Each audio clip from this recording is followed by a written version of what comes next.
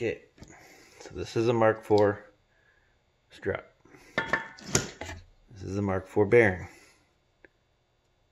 This is how it pivots.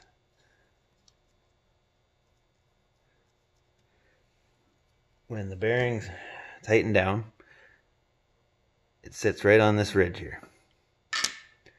That's what holds it. This is the upper spring seat. The bearing sits right here, and this is how it pivots.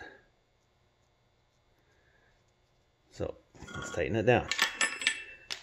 The upper spring seat doesn't, it's not bolted down. So that's the bearing. Here's the nut.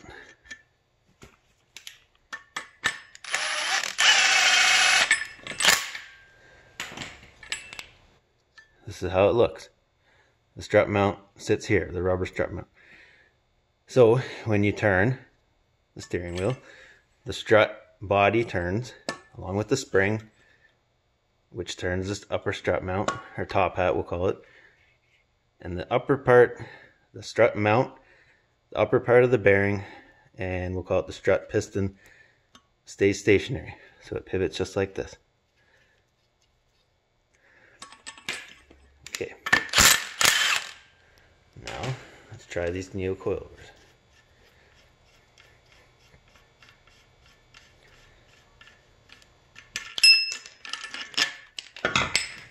So, I'm doing it without the spring on so you can see. This is exactly how their instructions show to put it together.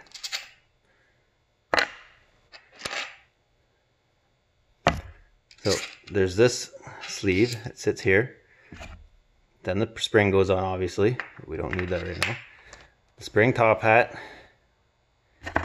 Then this spacer piece. Then the strut mount bearing. Then this washer. And then the nut. This is what happens when you tighten it down.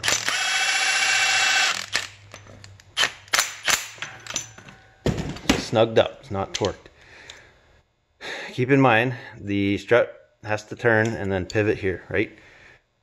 So this has to be able to stay stationary with the strut mount, the rubber strut mount, and this top hat has to be able to turn freely. They do not.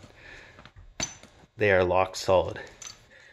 So when you turn, you would be turning the strut body, the spring, the top mount, and this would be all forced to turn inside the car. This does not work.